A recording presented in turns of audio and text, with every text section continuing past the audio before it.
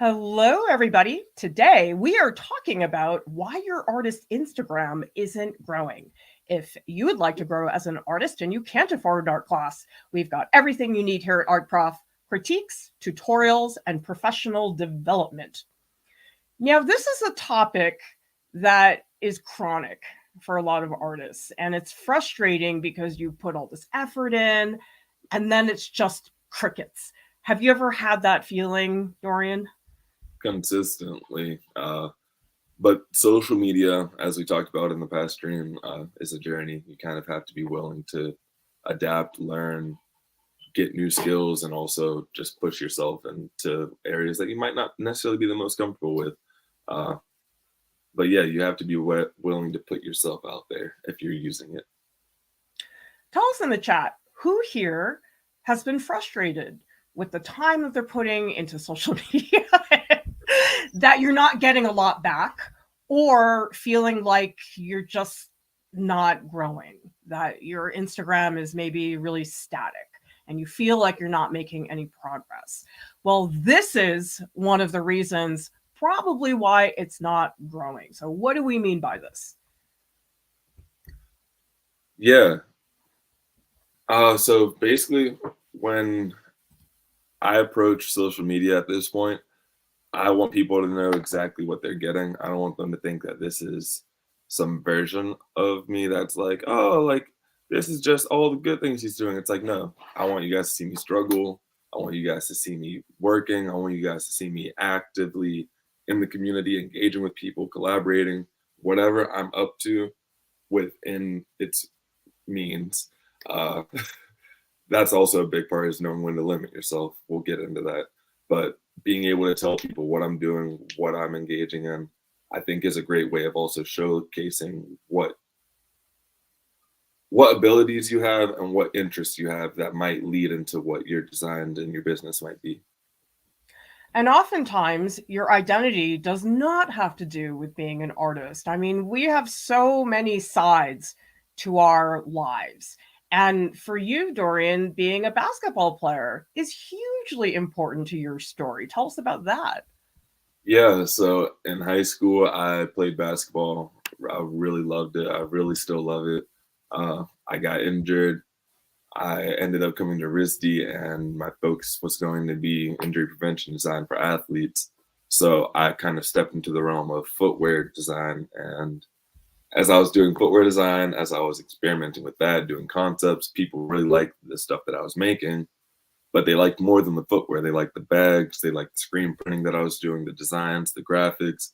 So I thought it would be interesting to make a business that focused on the influence of basketball and culture and just the things surrounding not only pop culture but street culture.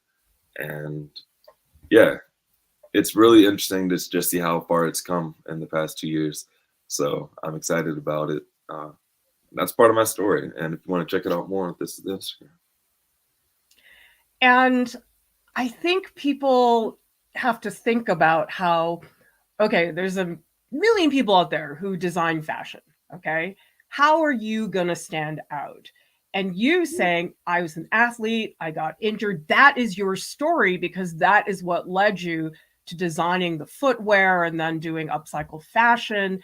So you've got to tell that story, and you can curate what that story is. You don't have to tell people every single part of your lives. But for me, I was a professor. That was my story. And I made a very dramatic exit from academia. And that's what people know me for. I mean, there's a ton of artists in academia, but I'm the one that said, screw you guys, I'm leaving. I'm going to go do my own thing. And that's what stands out. And so you have to think a little bit about what part of you want to talk about. I mean, my parents were from Taiwan, they were immigrants. I don't really talk about that side of my identity that much. I mean, I went to Taiwan and I did all these drawings there, but that's less important in my identity online than my identity as a professor. And that's a decision you have to make, don't you think? Oh yeah, like I said, it's about knowing what you're willing to also put out there. Uh, Social media is a beast. you just got to know how to tame it in your own way. And taming it means, in my opinion at least, being able to still be sane after using it, because being able to consistently be on it without having all of the mental breakdowns that are normally associated with it, I think is a skill in itself, being able to kind of have that power. Well, that's where making clear-cut decisions. This is what I talk about. I don't talk about this. It makes it a lot easier, so you don't have to figure out from scratch every time, should I post this? I know that I never posted about my kids. This is another problem that people do.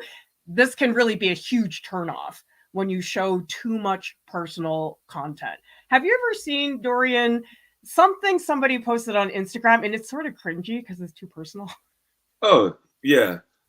Like, so that's the thing too. It's like, I have a few friends that are like private, so they don't have people that can just follow their page.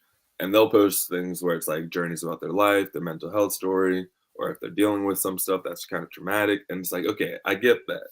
But if you're public, if you're promoting certain things and you're saying like just a little bit too much, I feel like it can really not only minimize the potential audience that you could have, but it can also create a false narrative. Even if your narrative is clearly there, it can create false narratives based off of assumptions that other people have of what they just read. So it's very interesting. Yeah. This is Derek Klena. And he played Christian in Moulin Rouge when I saw it in New York City. I don't have a crush on him yet. Some of my friends, they think I'm going to develop one. I'm like, I don't know that it works that way. Anyway. Give it a week. I think I need more time. I'm looking at Aaron Tveit too much. So Derek Klena was in Moulin Rouge. And of course, you have to look up everybody in the production after you watch it. And yes, he was amazing. He's not Aaron Tveit. But he posts so many baby pictures. And I'm sorry, but that was a really big turnoff to me because I'm like, dude, this is what I want. If I'm a fan, I want to see cute pictures of you looking awesome. I really don't want to see you holding your baby and your wife and baby. It's just a little bit cringy. I mean, maybe some people do, but I'm sorry. I know your baby's nice. I just can't do it. It's okay. You can just say that you secretly love him and want to be in that picture instead. It's not that bad yet. The crush needs some time to marinate. It's not quite there yet. Like, I want to see this because this is him being a dork near the theater, and this is fun and relatable, but it's not too personal. And so it's a very, very tricky balance because we're going to tell you, okay, you want a little bit of personal stuff, but when it's too personal, it's a big, big turnoff. And stuff like this is great. Like, this is you hanging out with your friends and we're seeing you in a casual situation, but you're not oversharing. And so how did you walk that fine line, Dorian? I think I'm still walking it. One of the main things that I do is think about what is the intention behind what I'm posting. I don't like to just to post anymore. If I don't have a reason for actually posting or being beneficial to either me or Black Dog Market, then I just kind of will sit on it. It's like, all right, cool. I'm going to wait for a better time to post. A lot of people that were a part of the Black Ruby fashion show that I was in, a really great group of people, I wanted to highlight their business because they were posting a lot of stuff that they were making. So I was like, okay, I'm doing some stuff. They're doing some stuff. This is the perfect time for me to post and be like, follow my friends. Also check out what I'm doing. And then I had some personality videos of me like just dancing in the club like this. And then like, it's just all about finding a way to engage people in a unique and interesting way. And dancing is one of my ways. Not for me. Clara, I promise you, I'm going to find a way to get you to dance. I said I would if we ever hit 1 million subs on YouTube. That's when I will dance. It's going to be a little while. Please, everybody, just subscribe, please. Please. Find your friends, follow on their phones if they don't. So Lisa says, sometimes people share too much. I really don't want to know everything about you. And Ginger says, it's so hard deciding what to share and what not to share. Well, what I usually do is I look at my own behavior. So I'll scroll through Instagram, and if somebody posts something that I go, oh, I don't like that, I'll make a note. Okay, why do I not like that?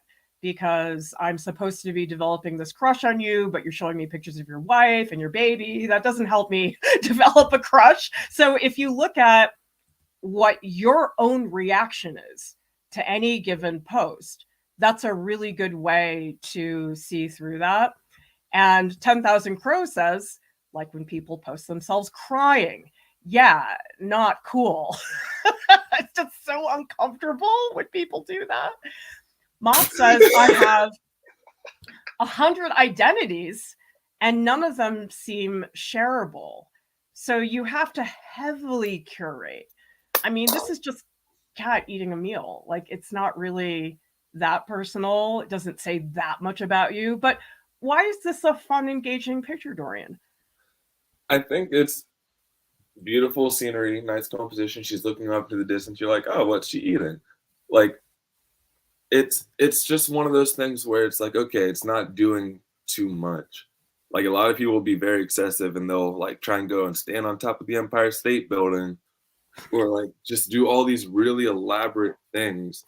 Versus it's like, if you have an opportunity, for instance, how you went to see Broadway, Moulin Rouge, you took a photo inside of or in front of it, you did the photo of you doing the sketch of it. It's like there's ways to capture where you are in a way that's like, I'm happy to be here in this moment, and I'm not taking this photo because I want everyone to see what I'm doing. I want people to share a moment with me.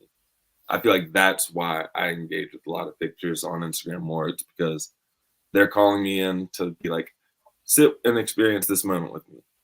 Yeah. Like, you can't argue that. Nope, nothing wrong there. This is probably the biggest reason your Instagram isn't growing. You're not willing to adapt and change. Now, I feel all of you with the frustration of all the changes and trying to stay up to date with everything. But this one's really important because these platforms are not static. They're evolving all the time. And you don't have to adapt to everything. But when you just keep doing the same thing, it doesn't work very well. So, Dorian, this is a post from 2021. And then we see 2 years later, this is from 2023. So how do you think you have changed and adapted within those 2 years? So if you just look at the like by numbers at the bottom, you see 14 on that one. And then you go to the next one and you're like, ah, okay, 180. Like, it's the small ones. I don't need 2,000 likes to feel like I have grown. Like, the thing about the first post is I was doing renderings and I'm like, this is a hoodie that I did. I'll screen print when people buy it rather than having the actual product and material ready, which is something that I also learned. It's like having the back stock and having things prepared to just ship out immediately. That's the better, smarter way to run a business. Like, making things as they're ordered is going to make me frantic and lose my mind. So being able to just kind of see the steps of engagement that I need to do and seeing the steps of service that I need to actually start taking in order to successfully create and sell and make, that's heavily impacted what I'm doing and what I'm posting. I don't know, how do you feel about that with Art Prof? Like, your engagement levels when you're doing the reels now, for instance? Well, I learned in a very, very long period of time. It took me a while to realize that stuff that is too produced looking with perfect visuals and a clean white background, if you look at our old videos, that's what we used to do. Mm-hmm. And then I realized that was very cold and very distant. And when I started doing the reels, I was like, you know what? It's okay if the camera's a little shaky. It's okay if I'm being an idiot. I mean, I really realized that what people want, as Mia has said, they want to feel like they're on FaceTime with you. And so I've had to adapt from that, because if you look at my posts from 2016, I mean, doesn't this almost look unrecognizable compared to 2023? So for you, what is the difference between my old post versus this one? That's a lot more dynamic. Like, I look at that, I'm like, whoa, Like, I see the materials. I see that it was more than just, a sketch. Like, you sat and you spent time on it. I see all the paint swatches that you did down at the bottom. It's like, this is a piece of, like, this feels like a piece of art. Not that the other one isn't, but it's like, when you look at the graphite and like pencil, charcoal, whatever it might be, drawings, some people might look at it and be like, oh, okay, this is just another one. So, like, the other version distinguishes you a little bit more in like a category of, I'm a fine artist, versus that one being like, I'm an artist. This is also work in progress. The earlier image, this is a totally 100% finished piece. So it does not tell a story. This is a mini version of telling your story. I have a crappy palette. I'm using markers. I have acrylic paints. That's telling the story of this piece. Also notice my caption here is very cold. It just says, this is what it is. I mean, I write absurdly long text captions, but it's a difference. And so think about what you can shake up, because chances are one of the things you do to shake it up is going to work if you try enough things. This is another problem when your content is too repetitive. Now, this is very different than a website. If you have a website and you want to show a body of work, that's fine. But the difference is people only go to your website. I don't know, I haven't updated mine in like 3 years, but they're not seeing your website every day. You're not showing up every day. And so why is this a problem, Dorian? When you start getting into, this is where it's tough. Because I can roast a lot of people by saying this stuff. When you post too many of the same things, I personally lose interest, because it's like, if I want to see that, I'm going to look for it from different people in various forms and various perspectives. If you're willing to show me a different side of you that's willing to learn and explore or put yourself, that's something that I'm going to stay by. But I don't know. I don't know. There's something about people that post the same thing that I'm just like, why don't you just post one different thing? Like, switch up the stuff. Unless you're being paid to keep it that way, switch it up. Because there's nothing that's going to do more damage than you just posting. If I were to like literally post me holding a color of this thread every day, that's the kind of feeling I get. It's like, geez, I'll just have a different shirt. That's it. Like, I know people that will have feeds like that, and it's just a black hole of the same thing, the same thing, the same thing. I'm not following it. I'll see it on my For You page, but that's about it. Okay, that's my spiel. That's my rant. Guilty as charged. You guys want to see what repetitive content looks like? This is early on. Not only is it the same type of image, but literally, you guys, I copy pasted the text caption. So the text caption is exactly the same for, oh my goodness, I must have posted at least 10 of these. And once you've seen something twice and you see it a third time, you're like, I've already seen this before. And it gets really boring really fast because you are showing up in a feed all the time. And so a lot of this is about switching it up, letting people pay attention, because stuff gets so boring. And I confess I've unfollowed people for that reason, because I'm like, oh, there's Sarah again with her landscape painting on her easel, and it gets really boring. So switch it up. It doesn't have to be all the time, but don't copy paste your captions like I did. What do you think is the biggest thing that you've learned from posting like the same caption? Like, did you like feel regretful in the moment after like realizing it as well? Like, I don't know how to really phrase it. Not in the moment.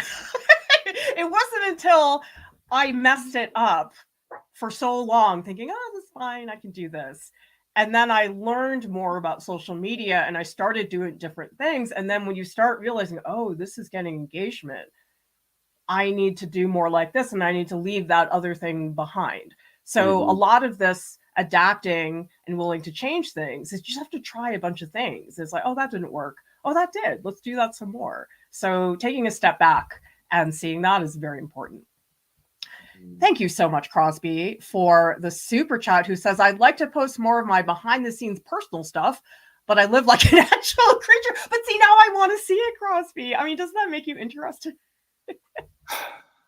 I could embarrass myself and show my room right now because it's all materials on the ground. But I want to see that. That's so cool. I don't have it because I don't know. I'm boring. All of the materials that I'm cutting up right now. See, I love that. And Anna says, I've become much more open about sharing materials and processes thanks to Art Prof. And Victoria, thank you so much for the super sticker.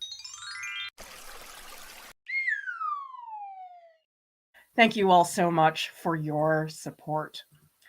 This is very important, and if you haven't taken the time to think about it, take some time to reflect upon who it is. This is not always clear cut, which is why you have to observe a little bit the engagement.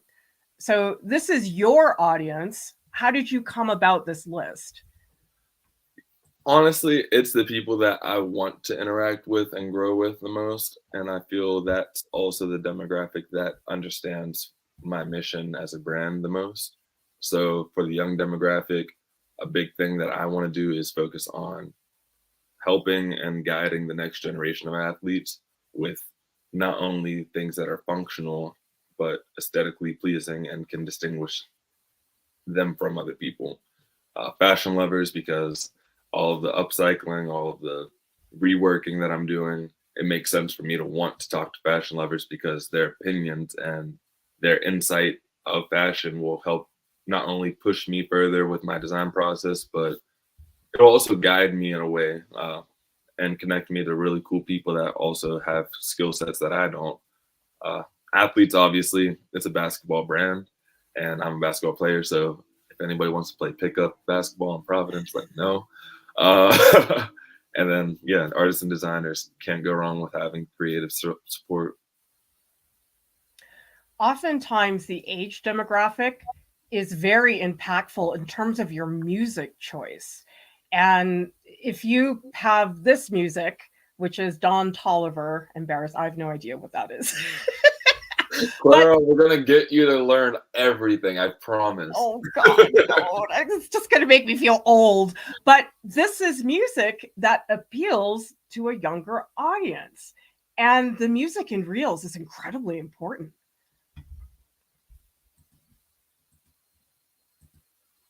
For me, my demographic is teachers, students, lifelong learners, professional artists. My demographic is really, really wide, but most of my demographic is tending to be on the older side, even though I have plenty of younger people that follow me. And so this is a monotype workshop reel that I posted. And I was like, okay, if my demographic is on the older side, I'm going to post Simon and Garfunkel because they know that music. I mean, would that fit your demographic? My demographic would probably look at me and be like, why is he posting this? Yes. And it's funny because I keep listening to the We Are the World's Michael Jackson version. And they have a solo in it, obviously, but it's like, yeah, I just look at the shift of how there's so many people from like pre-90s and like post-90s, and there's like that definite separation of like, this is our music, and now Gen Z has the TikTok music, or not Gen Z, Gen Alpha. Apparently that's what they're called now. Oh, okay. Yeah, I don't like that. Tell us in the chat, have you watched a reel and been pulled in by the music from one reason or another? Because I don't think a lot of people realize how important that music choice is in terms of reaching your audience. Yeah. All right. This is another one. And I know this is a little bit loaded because it absolutely depends on your comfort level. Some people really, really don't want to show their face. I get it. And yet this really, really makes a big difference in terms of engagement. And we do have an entire video that breaks down all of the reasons. But for you, and we look at your stuff, if you looked at Dorian's Instagram, and let's say, Dorian, you only posted artwork, let's say there were no photos of you. And your work is great. I'm not saying it's not. But it's so different when you see this. Do you respond to faces in your feed? Yeah, because if I see an actual person willing to support it, or if I see somebody actually with the piece, not only does it show skill, does it show fit, does it show kind of like the activeness of the piece, I feel like, yeah, I don't know. There's there's a certain level of familiarity once I see a person with it. It's like, oh yeah, like I can totally see myself with that. The other thing too is I notice whenever people post Instagram stories and it's a picture of them, I like it because I like them. That's why I follow them. And actually, Anna, who I believe is here live in the chat, I went to Anna's studio in Brooklyn. That was so fun because I was in New York City. And Anna, I know that you and I have had conversations about how difficult it is to show your face, but Anna told me that when they Beautiful. started showing pictures of their face, that it was really good engagement. And obviously, people need to do what works for them. I'm not saying you have to, but people will say things to me, oh, well, I don't look like a fashion model. I'm not 22. And I'm like, that's exactly why you should post. So we don't feel like everybody looks like a fashion model, because that visibility, I think, is very important, don't you think? Yeah, and moreover than anything too, I think it shows the ability of people with disabilities as well. Like it's Mhm. not just able-bodied people that are able to create good things, or these hip and cool, like stereotypical TikTok people that are like, I'm gonna throw some paint on a canvas and this is my art piece. Yeah, buy it. Like, no, that's annoying. Uh, when you can make it relatable and you can destigmatize what the art world actually looks like, it makes it easier not only for other artists like uh, Anna, artists like me. It's like it's putting eyes in the right places where people can feel like they have someone that they can look to and grow with and grow into that field as well. Yeah, Anna here says, I used to hate posting selfies, but I started doing it because of you, Clara. Good, I get to take credit. Me And too, Anna. Moth says my face gets 2 times the engagement that my art does. It's not that your artwork isn't good. It's just that your artwork is a piece of your story and you are a piece of your story. And I'm careful that I don't post one all the time. I mean, I usually, if you look at my grid, it's like every 8th post or something. This is me trying to take selfies for YouTube thumbnails. So I thought this was sort of a silly post. Here's another thing, text captions. When they're boring. Oh my gosh. And okay, guilty. Who here has done this? Marilyn Minter is amazing. So she can kind of get away with it. She's very high profile in the art world. But she does this a lot, where on the post she says title, size, media. Does that engage you? Uh, like I started doing it because I was like, I'm cool, I can do that. But I realized I don't have a following who's just gonna read that and be like, oh, I want to look more into this guy. Like, no, it doesn't pull you in nearly as much as someone having, oh yeah, that. Yeah. Also, this is a post that you did recently, and I really noticed the text caption to the point that I put it into the slideshow. So you start the caption by saying, note to that kid from Pittsburgh who always loved art. Why do you think that text caption pulled me in? And why do you think I remembered it? I feel like a lot of artists go through phases, either young or old, where they're like, I'm not artistic anymore. I don't want to be an artist, or I can't afford to be an artist. And a lot of my story was like, it's not that my family didn't support my art. They love everything that I do. They love that I'm still creating, that I graduated from RISD, all of that stuff. But there were times when they're like, are you sure that's what you want to do? Like, it's going to be more work for you. And so there were times when I wanted to give up art, but I never stopped loving it. And so for me to kind of go back and be like, to that kid who always did love art, I feel like a lot of people can resonate with that. And then here, where you list all the upcoming events, that is anticipation for what you're doing in the future. And it shows that you are very active and you've got a lot of things. So it helps the audience also anticipate. So when you do post about those events, they go, oh yeah, you told me 2 months ago. And that's really great for people.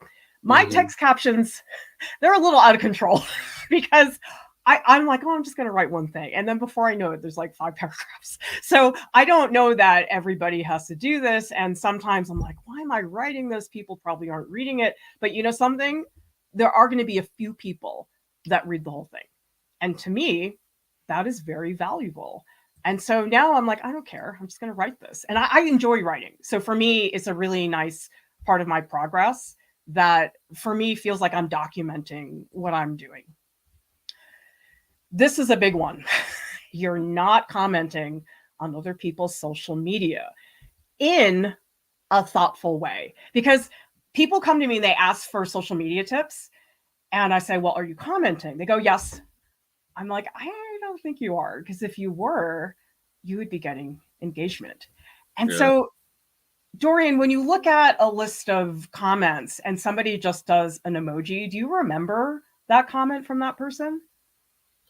No, and that's also, I think if you look on my page too, a lot of the people that I respond to and engage with on my own, if they say like fire emoji, it's like I'll like it and I'll comment a fire emoji, but it's kind of a surface level response to engage with what I'm saying.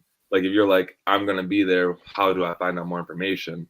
I will happily type, here's the link to the website, here's this, here's that. Also, you know what? Because you're actually going to try and come, here's a 10% off discount code. Like there's ways if I feel you're truly working with me or trying to engage with me, I'm going to go out of my way and engage with you as well. Within also time constraints and stuff too, because I know I'm not like the most famous person yet, but I know people who have like the blue check. They are definitely, if something catches their eye, take advantage of if you catch their eye. Well, so here's another person I'm stalking. This is Derek McLean, and he's the set designer for Moulin Rouge Obsession. It is, but the set was incredible. I mean, I've seen a couple other Broadway shows, but I've never seen a set design that brought me in so deeply. And so now I'm like, I got to learn everything about set design. So I'm following him, and he's got a blue check mark, but he's not like Hugh Jackman with 50 million followers. And so I'm like, okay, maybe I can weed my way into his circle. And he's won all these Tony Awards and worked on these incredible shows. And yet a lot of the people behind the scenes, they don't have the visibility of, let's say, the actors.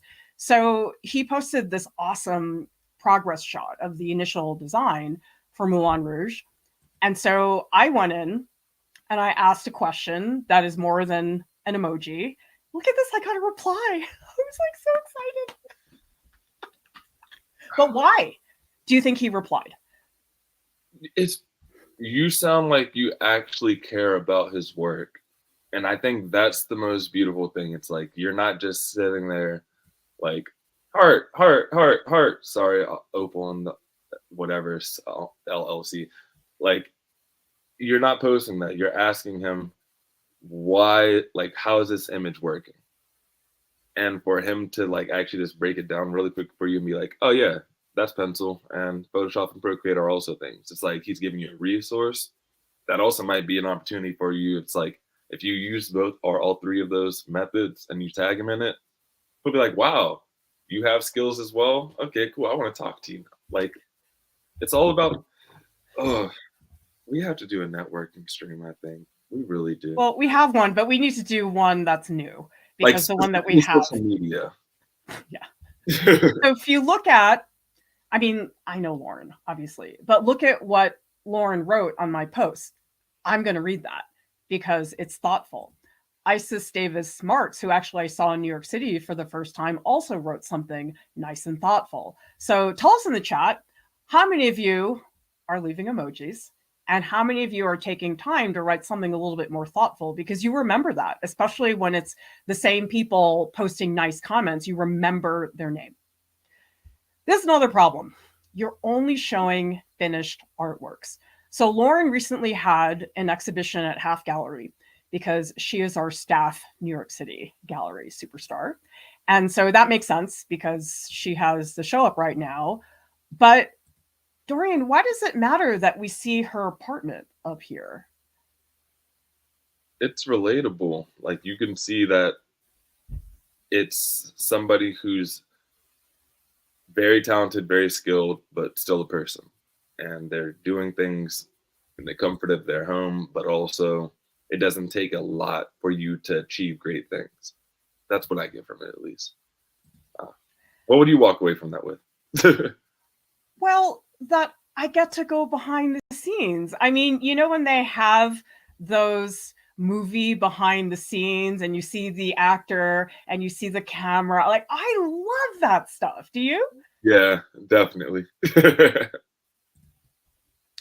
Matri says, personally, I'm a lot more attracted to artists that explain the process, inspiration behind the art, or even a life update that makes me feel more connected to them. Absolutely. Because people want to feel like they are your friend, that they're with you in the moment. And that is something that can only happen if you show behind the scenes. And so those works in progress that to you go, oh, this is so messy. People love that. And I've learned to grow to enjoy sharing that part of the process. Here's another thing. Yes, you hope people comment, but why is it important to literally invite engagement? Algorithm. Literally, the algorithm will reward you, or at least it should. I don't know. Instagram and Facebook really mess up a lot of things for us. But Right. if you have people clicking on your story and you have the viewership increasing daily, your account's going to find more ways to get into other people's pages. And all those tags that you do in post prior, they'll start to become relevant because they still have the hashtags.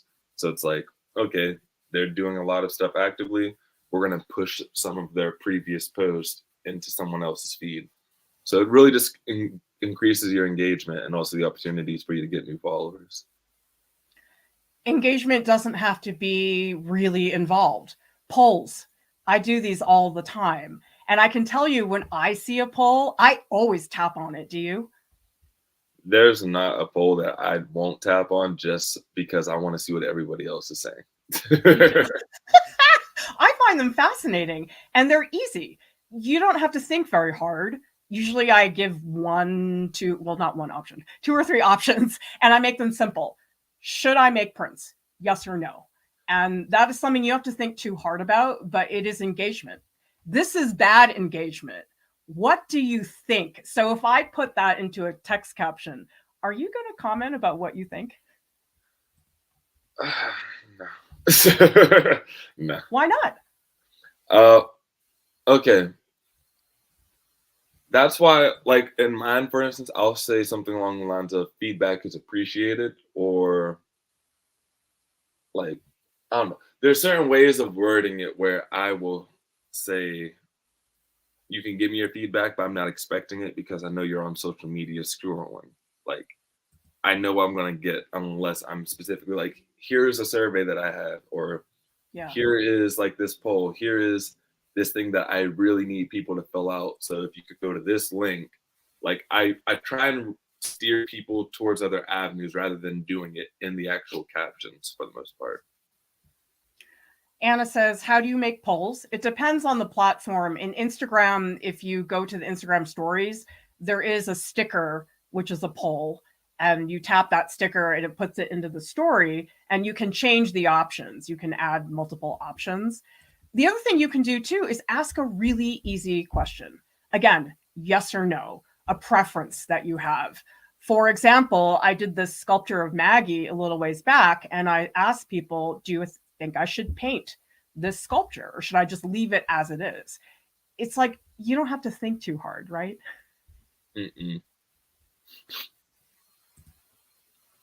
We have workshops coming up, everybody. We have them in June. This might be your last time to do a workshop for a little, well, it is, because I'm going to Japan at the end of June, and I'm going to be away for a while. And so if you want to take a workshop, I would get in now, because we probably won't be offering a lot of them until maybe September or so, maybe a little bit in August, but we're going to cut back a little bit because of my travel schedule. We're doing selling your art, pricing your art, dynamic figure drawing, drawing primates in color, and gestural portraits. The link to that is in the YouTube video description below, and it's also on the homepage of artprof.org.